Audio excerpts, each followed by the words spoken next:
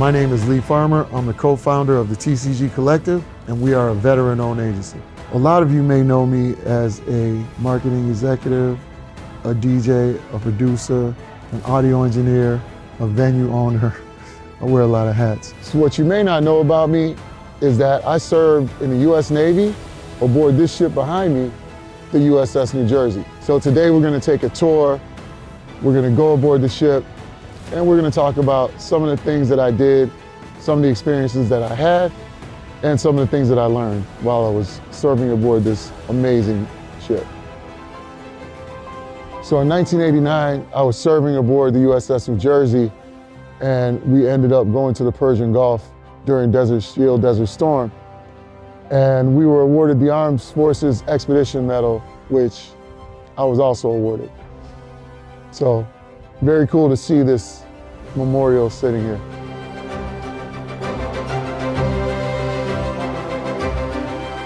So as we're walking up, you can see all of the markers for all of the campaigns that the USS New Jersey served in. Vietnam, Lebanon, World War II, Korea. This ship served in most of the conflicts from World War II until the Persian Gulf. Actually, I think it served in every conflict. World War II, Okinawa, wow.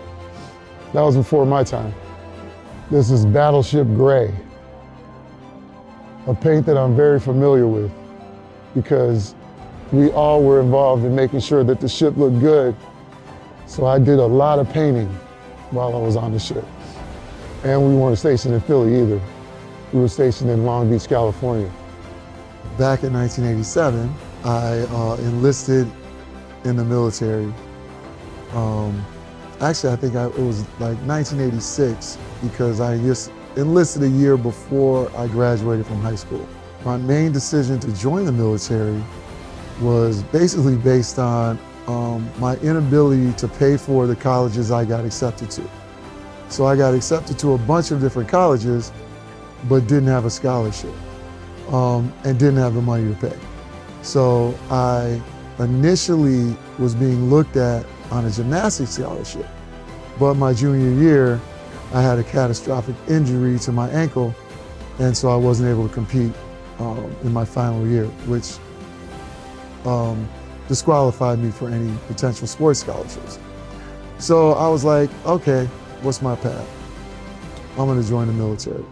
So I ended up going to a recruiter, figuring out that I could learn advanced electronics and engineering in the military.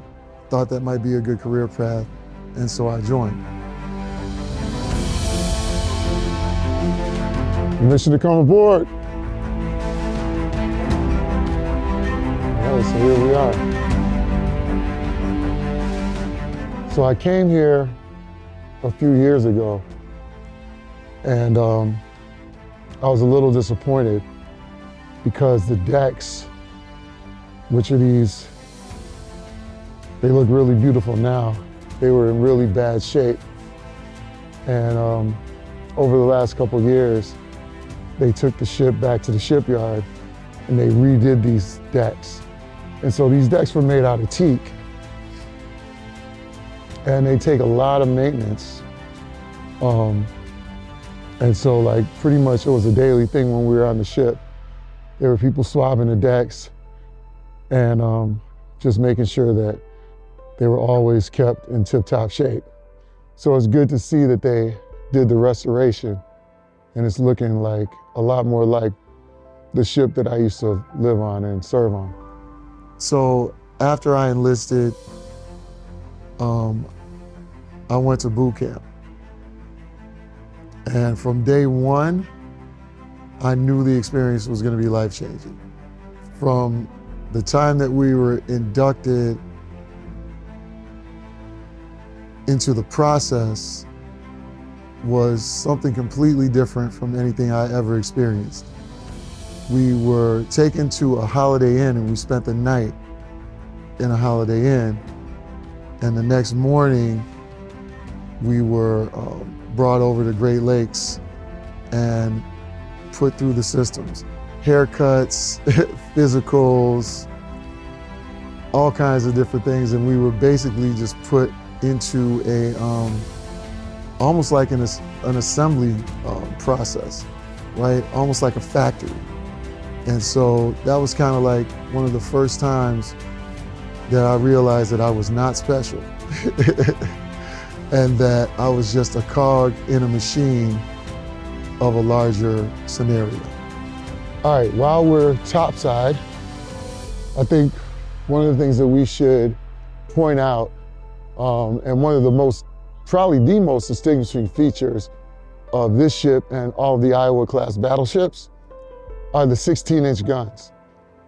These are some of the most powerful weapons of destruction probably ever created.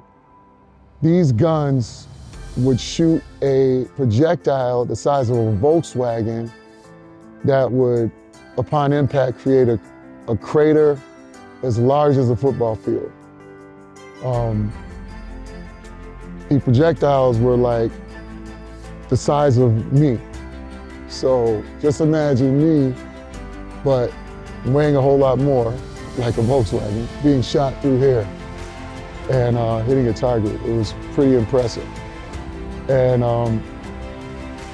so there's 2 turrets up front, and then there's another gun turret in the back. So there's 3 here, and 3 on the stern of the ship.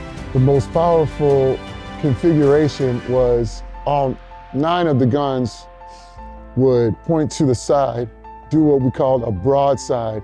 So one of the most impressive configurations of these guns was when all 9 turned to one side of the ship and fired simultaneously. It was probably one of the loudest things I've ever heard in my life, as well as one of the most powerful displays of force that you could probably ever imagine. It was so powerful that when you shot the guns, the ship would actually move to the side because of the power of the weapons. As we walked towards the bow of the ship, one thing I want to point out is the M2 Browning 50 cal. This was like one of the tools that the Marines used to protect the ship in case of any incursions by like small gunboats that may have slipped through that I wouldn't have caught. So, which probably wouldn't have happened, but. And that kind of segues me into what my job was on the ship. So I was FC, which is a fire control technician. There is a little radar director right up there above the 16-inch guns. And inside of that, I would sit in there and I would direct the smaller guns, which are the 5-inch guns. And my job was to shoot down any planes that got too close or any boats that got too close. So generally, anything like that I would catch, but if I didn't, then the Marines were ready with these M2 Browning 50 cals to handle it. So yeah, that's that. All right, now we're over here by the anchor. And I just want everybody to take a look at these chains. Like, I mean, these things are monstrous.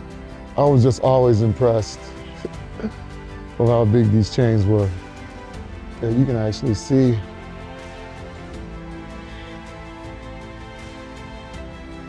like all of the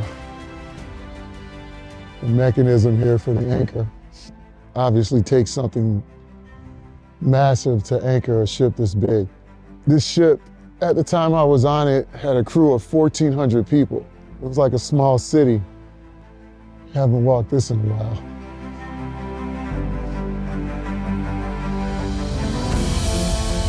Brings back a lot of memories.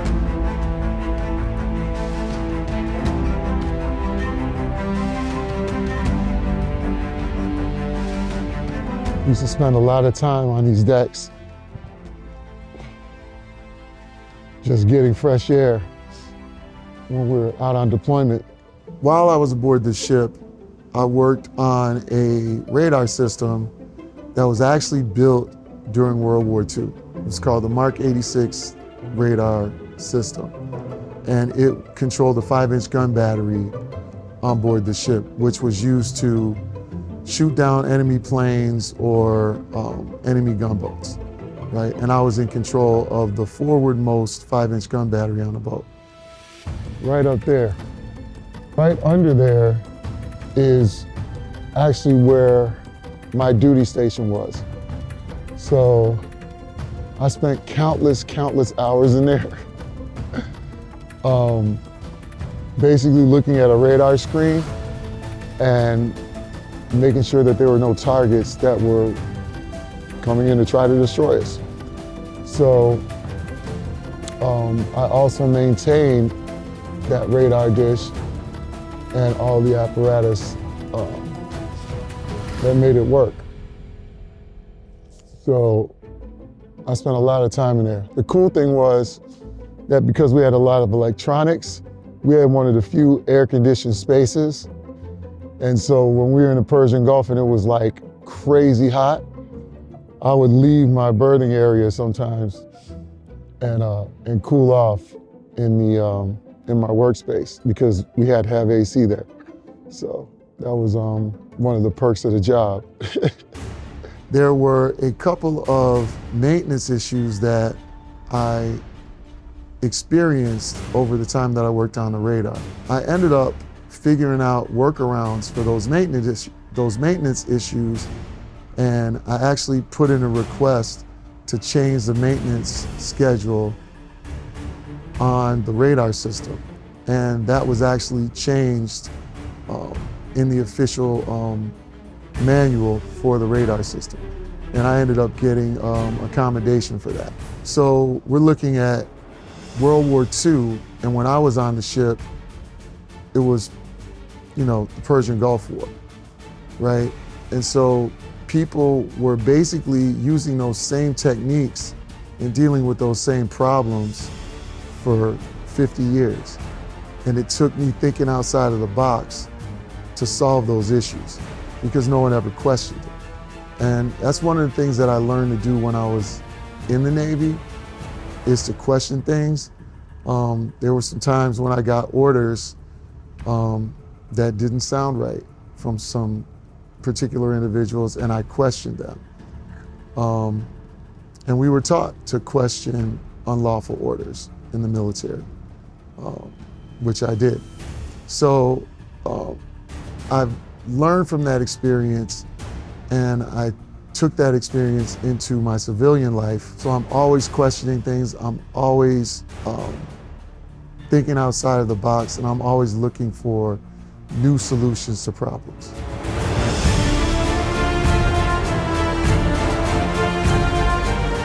Let's go inside.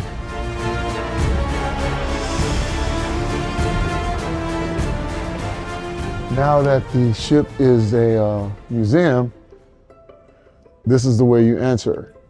And you enter into the officer's wardroom, which is where I didn't sleep and I didn't stay. But the funny thing is, all enlisted personnel, when they come aboard the ship, they have to do a certain amount of time on mess duty for the officers. And so when I first came aboard the ship, I was in this space quite a bit because I was serving food for the officers when they were in here. So this is the chow line. This is where we used to eat.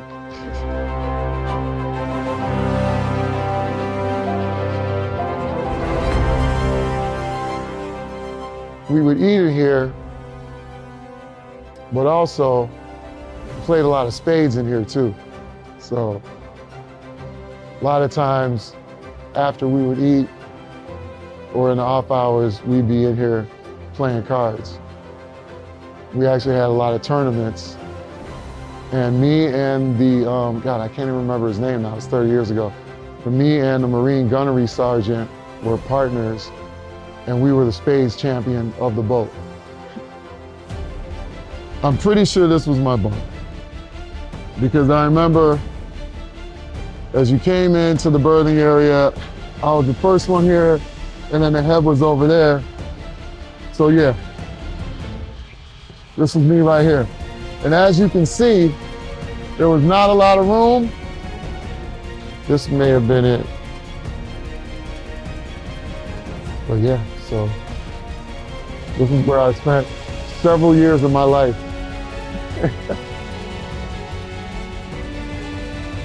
Several years, okay. So now we have seen where I slept. We saw where I ate. Now let's see where I work. Can we go up to Sky One?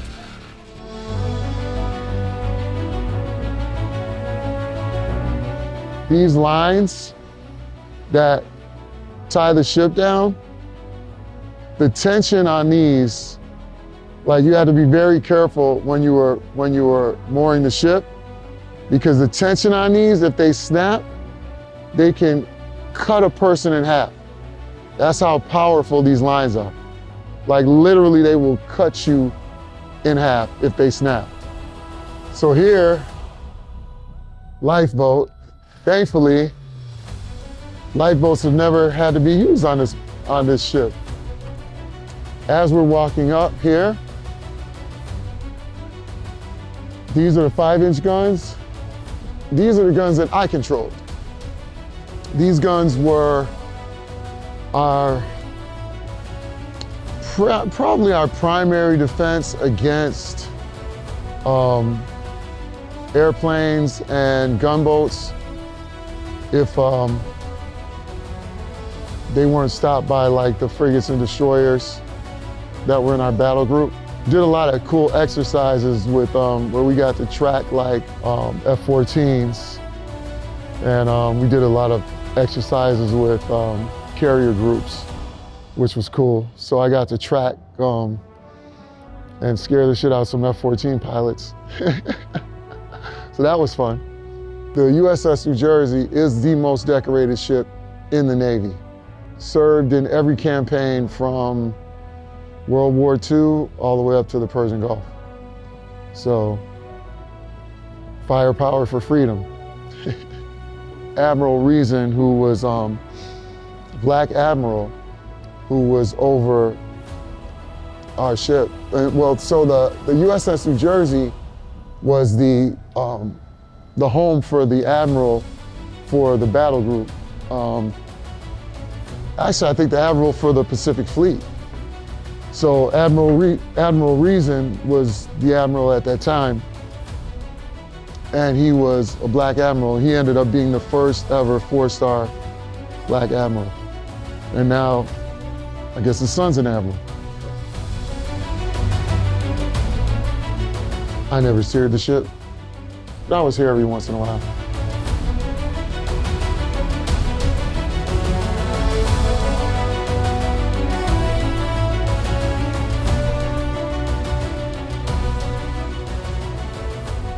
Right here is a radar director that controls the most forward 5-inch gun battery. This was my station. This is called Sky One. Over there, and on the other side are Sky 2 and 3. Basically, there were 4 of us in these directors, and these radar directors, and we were tracking any potential targets, and whichever one of us would acquire a target, then we would shoot it down. That thing over there looks like a little R2-D2. That is called the Sea-Whiz, short for Close-In Weapon System, or Phalanx. It is basically a Gatling gun that shoots depleted uranium rounds at like 1,500 rounds per second. So if like a missile or something was shot at the ship, these things could automatically take the missiles out. And so there's 4 of them. There's one on every side of the ship. Last time I was in here was 1991, when we decommissioned the ship. This is Sky One. This is where I worked. This is where I operated the Mark 86 radar system. This is where I controlled the 5-inch gun battery. Didn't quite look like this back in the day. It hasn't been maintained in, many, many years. We're going on 40 years here since the last time I was in here.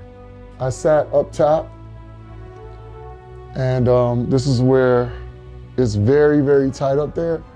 So to sum everything up, I believe that my military service has given me unique insights on being able to service the clients of TCG Collective. My time in the military put me around people from all walks of life. I had to work and live with people from every state in the Union, every socioeconomic background, every race, color, and creed, every sexual orientation, and it has just kind of given me insight into dealing with people not only within my organization, but clients, consumers, and anyone else that we may encounter in our day-to-day activities. So I think TCG being a veteran-owned business is a serious plus for any client that decides to hire us. My name is Lee Farmer. I'm a veteran, and I served aboard this ship, the USS New Jersey. We would love for you to engage my company, the TCG Collective, for all of your needs as a veteran-owned company.